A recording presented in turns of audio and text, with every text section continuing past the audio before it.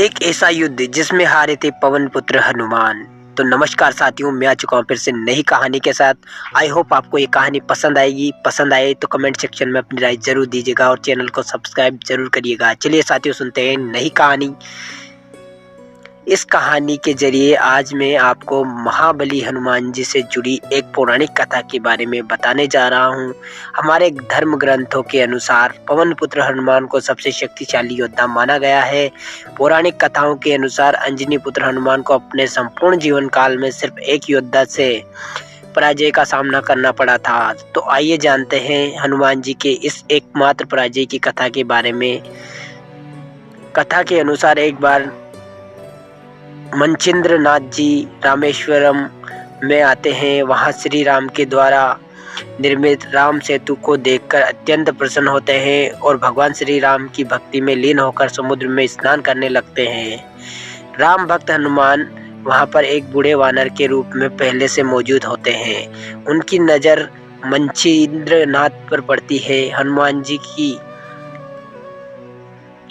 हनुमान जी जानते रहते हैं कि मनचिंद्र नाथ जी एक सिद्ध योगी हैं। फिर भी हनुमान जी की मनचिंद्र नाथ जी की शक्ति की परीक्षा लेने की सोचते हैं और अपनी शक्ति से जोरदार बारिश करवाने लगते हैं। जोरदार बारिश का भी मनचिंद्र नाथ पर कोई प्रभाव न होता देख मनचिंद्र नाथ को क्रोधित करने के लिए हनुमान जी वर्षा से बचने के लिए एक पहाड़ पर प्रहार करने लगते हैं।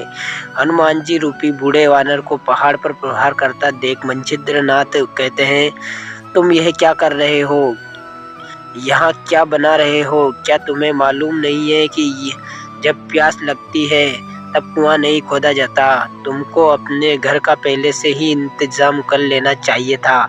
मनचिंद्र नाथ जी की यह बात सुनकर महाबली हनुमान जी उनसे पूछते हैं कि आप कौन हैं?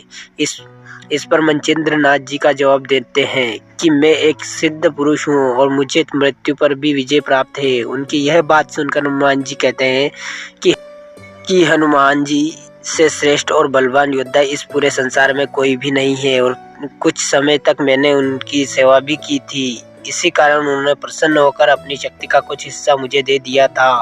अगर आपके अंदर इतनी शक्ति है तो आप मुझसे युद्ध कीजिए और मुझे युद्ध में पराजित कीजिए, नहीं तो स्वयं को योगी कहना छोड़ दीजिए। इस तरह मनचिंद्र नाथ जी की हनुमान जी की चुनौती स्वीकार कर लेते हैं। फिर दोनों के बीच युद्ध शुरू हो जाता है। युद्ध शुरू होते ही हनुमान जी के आकाश में उड़ने लगते हैं और मनचिंद्र नाथ जी के ऊपर पर्वतों को उठाकर वार करने लगते हैं। पर्वतों को अपनी ओर आता हुआ देख मनचिंद्र नाथ जी मंत्रों की शक्ति का इस्तेमाल करते हैं और सभी पर्वतों को आसमान में ही स्थिर कर देते हैं और उन सभी पर्वतों को अपने मूल स्थान पर वापस भेज देते हैं। यह सब देखकर हनुमान जी को क्रोध आ जाता है और वहां पर खड़े सबसे बड़े पर्वत को अपने हाथ में उठाकर मनचिंद्र नाथ जी की ओर फेंकने के लिए आगे बढ़ते हैं। मनचिंद्र नाथ अपनी ओर हनुमान जी को एक बड़े से पर्वत के साथ आता देखकर अपनी बचाव करते हुए हाथ में जल लेकर वाताकर्षण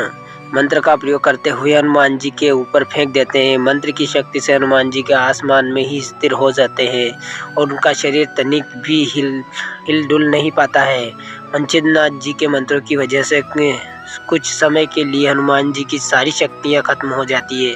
शक्तियों के खत्म हो जाने के कारण हनुमान जी के पर्वत का भार सह नहीं पाते हैं और वह पीड़ा से तड़पने लगते हैं। यह सब देखकर हनुमान जी के पिता वायुदेव डर जाते हैं और जमीन पर आकर मनचिंद्र नाथ जी से हनुमान जी को क्षमा करने की प्रार्थना करते हैं। वायुदेव की प्रार्थना पर मनचिंद्र नाथ जी हनुमान जी को मुक्त कर देते हैं। तभी हनुमान जी अपने मूल स्वरूप में आ जाते हैं और मनचिंद्र नाथ जी के सामने हाथ जोड़ते हुए कहते हैं कि मैं जानता था कि आप नारायण के अवतार हैं, फिर भी मैंने आपकी शक्तियों की परीक्षा लेने का प्रयत्न किया। इस अपराध के लिए आप मुझे क्षमा कर दीजिए। यह सुनकर मनचिंद्र नाथ जी हनुमान जी को क्षमा कर देते हैं। इस तरह हनुमान जी और मनचिंद्र नाथ जी के चल रहा युद्ध समाप्त हो जाता है। दोस्तों, आपको ये वीडियो कैसी लगी कमेंट सेक्शन में अपनी राय ज़रूर दीजिएगा और वीडियो को लाइक एंड शेयर ज़रूर करिएगा और हमारे चैनल को भी सब्सक्राइब कर लीजिएगा। चलिए साथियों, मिलते हैं किसी नेक्स्ट वीडियो में नई कहानी के साथ, नए टॉपिक के साथ। तब तक के लिए धन्यवाद।